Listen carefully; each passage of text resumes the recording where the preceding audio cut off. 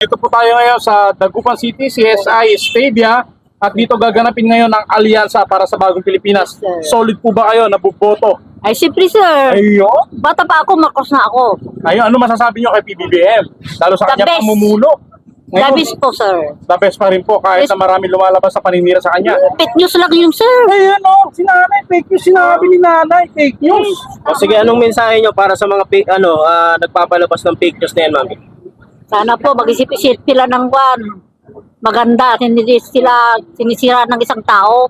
Tsaka sinisira nila, Pilipinas. Isin nga, sir. Nabalitaan niyo po ba yung OFW sa Qatar na nahuli daw, di umanaw? Ay, hindi po, sir. Hindi niya ba sayang. Pero yung mga fake news na yan, mami, napapanood mo na, updated ka ba Updated po kayo? sa mga fake news na Yes, yan? sir. Yung anak ko nga sa abroad ko, sinasabi sabi niya si Marcos daw ang malakas doon. Abroad. Sa abroad. Si Duterte daw ang oo po. At saka magkalaban daw yung magkapatid. Sabi ko, fake news kayo, anak. Mami, na-mention mo yung about sa fake news, no? Ngayon po, yung yung Senate, yung Senado natin, nakapag-hearing sila. Then meron pong ebidensya na lumabas na yung Chinese embassy pala nagbabayad ng mga keyboard warrior, ng mga troll para siyempre, part na yan, maglabas din ng fake news about sa government ni Pangulong Bongbong Marcos. Any comment, mami, about that? Parang wala akong comments sa riyan. Kaya kung minsan di ako nanonood dahil marami ng news na fake news Kaya di na ako nanonood na masyado ng TV. Pero mami, alam mo saan nanggagaling yung fake news na yan? Yung mga vlogger po, sir. Kaninong kampo yan? Ay, hindi ko po alam, sir. Ay, siyempre alam na natin kahit hindi ko sasabihin. Alam natin kung saan. Alam na. Alam Ay, na mami, kung saan tampo. anya may bagam. At ay, kasta una di pa ng perdida kinapong Bongbong Marcos to marisibo ta. Sira tulo na sa data. Talagang awan ti mukukadang na siya. Perdido na. Awan ti na siya at namuda kay sir. Mami, galing ba sa grupo na gusto ng palitan si PBBM? Yun ba? Parang galing sa kanila. Yes, po. Yes, po. Ngayon eleksyon, 'di ba? Sabihin natin eleksyon. Kayo po solido sa alyansa. Sir, nandito nga ako. Di, ibig sabihin, solido. Sa alyansa. How about po yung mga kandidato nung kabila? Anong masasabi mo? Dapat bang iboto yung mga yon?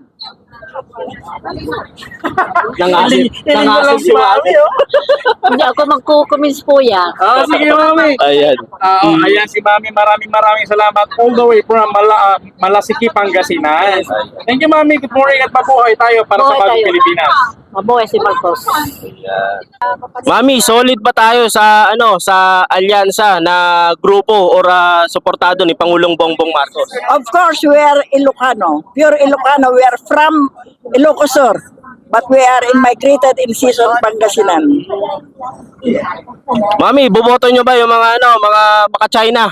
No! Bakit? Kasi ang ibubuto namin yung totoong Pilipino. Kasi we are Filipino. We are not Chinese. Ano pong masasabi nyo dun sa yung mga sabi nating kandidato o yung suportado nila o pabor sila sa China? Ayun talagang mag-isip-isip na yung mga bubuto para sa China. Mag-isip na mga Pilipino. Kasi we are pure Filipino. Ayan, thank you po. Yes. Mami, Yes. ano lang din po ako. Ano masasabi nyo sa pagpapatikos nila sa Pangulong Bongbong Marcos sa mga Duterte? Hindi ako payag doon. Ano masasabi nyo sa pamilyang Duterte, Mami? Duterte is idiot. Not good president. He's not a good leader. He's So, not. ibig sabihin, he is not a good Yeah. example for the Filipino. Yeah, yes, that's true. Alright. So, yan si Mami, Mami Ursula from Season, Pangasinan. Maraming salamat po at mabuhay po tayo para sa Bagong Pilipinas. Okay, mabuhay ng Pilipinas. Mabuhay BBM. Thank you, Mami. Okay, bye. Kahit anong paninira ng mga anti-Marcos, nandito po kami na sulit na sumusuporta kay BBM. BBM, kami po ang tunay na Ilocano Hindi lang po sana puro Ilocano magsuporta. Lahat po tayo dito sa Pilipinas, suportahan natin ang adhikain ni Pangulong BBM. Mga Ilocana. Ilocano. Ano po, di ba Kabubutak ba ito? Hey. Okay. Ito, tanong namin, Mami. Solid po ba tayo dito sa Pangasinan, sa Alyansa? Yes po, solid na solid po ang season Pangasinan. Pangasinan po ang number 1. So kung solid po kayo sa Alyansa, ibig sabihin, ayaw nyo dun sa mga pro-China. Ayaw po namin ang pro-China. Talagang talaga, maka-Pilipino. Maka-Pilipino po kami, kasi Pilipino po kami. Ayan. Okay, Mami, any message po, siyempre, sabi mo, mula pa sa tatay, tapos sa, ngayon sa anak, di ba? Any message, siyempre, para kay Pangulong Bongbong. Talagang talaga, maka-Pilipino. Maka-Pilipino po kami, kasi Pilipino po kami. Ayan. Okay, Mami, any message po, siyempre, sabi mo, mula pa sa tatay, tapos sa, ngayon sa anak, di ba? Any message, siyempre, para kay Pangulong Bongbong. Kahit anong paninira ng mga anti-Marcos, nandito po kami nasulit na sumusuporta kay BBM. BBM, kami po ang tunay na Ilocano. Hindi lang po sana puro Ilocano magsuporta. Lahat po tayo dito sa Pilipinas, suportahan natin ang adhikain ni Pangulong BBM. Yun lang po. Mother, ayun na nga eh. Kumakalat sa social media at sinasabi ng mga kritiko ng Pangulo na wala na daw solid north, awang kanot solid norten. Bagbagada. Mamati ka? Anak ka po nga mamati, takwa, adot latay iti solid nga Ilocano. Mami, dito ba sa Pangasinan ay solido na suportado po natin yung Alyansa ticket? Ay opo, marami po dito talaga, halos lahat. Bakit po, Mami? BBM po. Dahil po siguro gusto nila yung mga naging patakaran din ni Marcos, ganun. Kaya lahat din kami rito sumusuporta din sa kanya. Kaya nga nandito rin kami para rin sa kanya. From saan lugar po kayo, Mami? Malasiki po, Malasiki. Malasiki, Pangasinan. Solido pa rin yung sabi natin yung norte para sa mga Marcos. Opo, opo. Ayan. So, yung mga bali-balita, kwento-kwento sa social media na wala nang solid north, hindi totoo. Ay, hindi po yung totoo para sa akin po Kasi talaga naman pong ganyan ang kandidato, hindi mo yan mawawala. Kaya gumawa ka ng mabuti, masama ka pa rin. Pero para sa amin, para sa akin, maganda ang ginagawa din niya. At hindi naman nangako man siya ng kung ano-ano na ganito, kagaya ng mga bigas. Siguro naman po hindi ganun kadali para niya gawin, na gawin agad-agad. Siguro naman, opo, may mga proseso din po siguro siya para bago din po niya siguro magawa lahat ng mga pinangako niya. Hindi naman pwede sa isang termino lang niya. Kami na-mention yung bigas. Opo. Itong mga nagdaang araw, 2 days, binalita po na next week magro-roll out na o magsisimula na po yung pagbebenta ng 20 pesos na bigas sa Visayas. Doon po magsisimula. Then tuloy-tuloy na po Mindanao, Luzon, Manila. Ano pong opinion po ninyo? Di mas lalong maganda po kasi para po sa akin, kay masunod pa mo man yan o hindi niya naman po magagawa ng bigla-bigla. Siguro naman po may proseso pa siya pero kung mas magagawa niya na ngayon, di mas lalong maganda. At least mayroon siyang isang salita na kaya niyang gawin. Mami, maraming salamat po.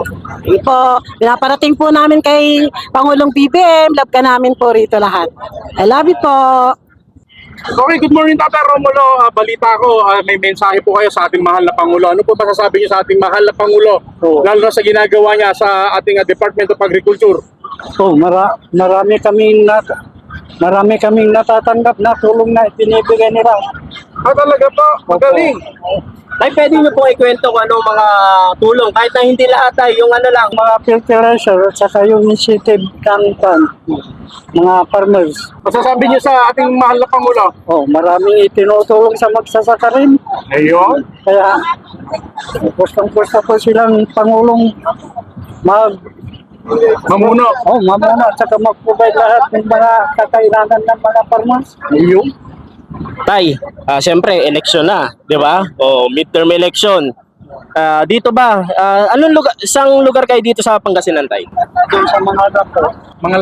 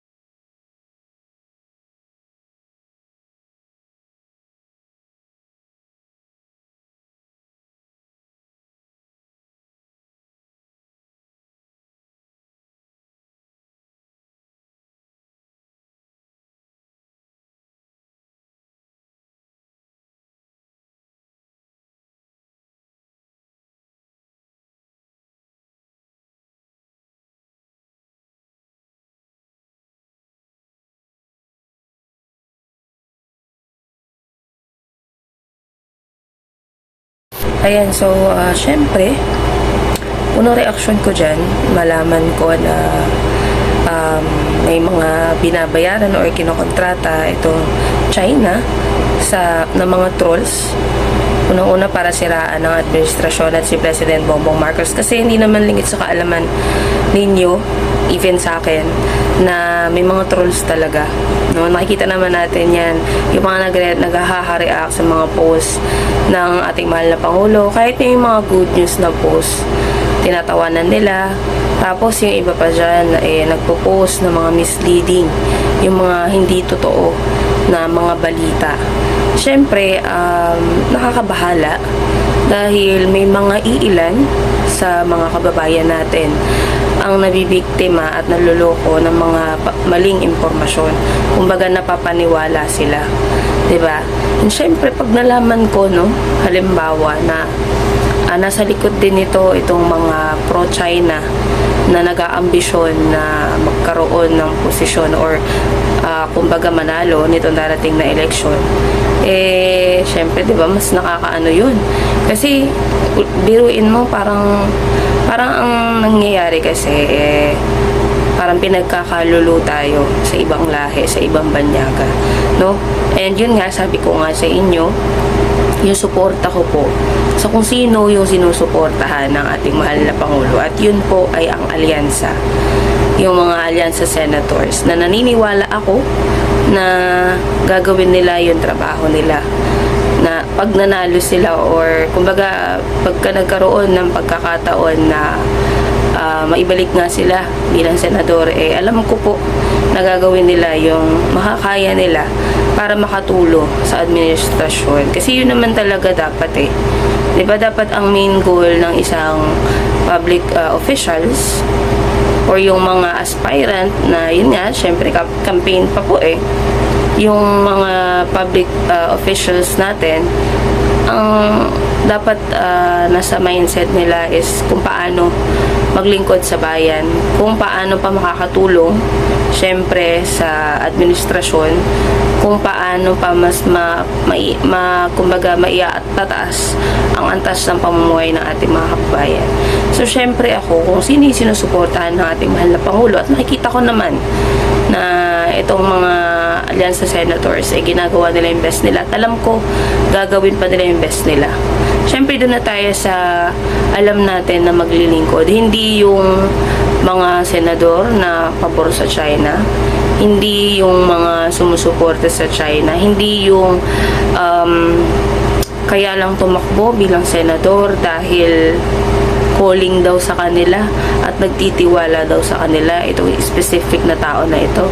'Di ba? So hard pass sa mga ganong klaseng senador na alam naman natin na pansarili lang nila ang iniisip nila at hindi ang kapakanan ng nakararami. Kaya nitong darating nga na halalan, sana maging wise na tayo sa pagboto. Huwag na tayong bumoto dun sa mga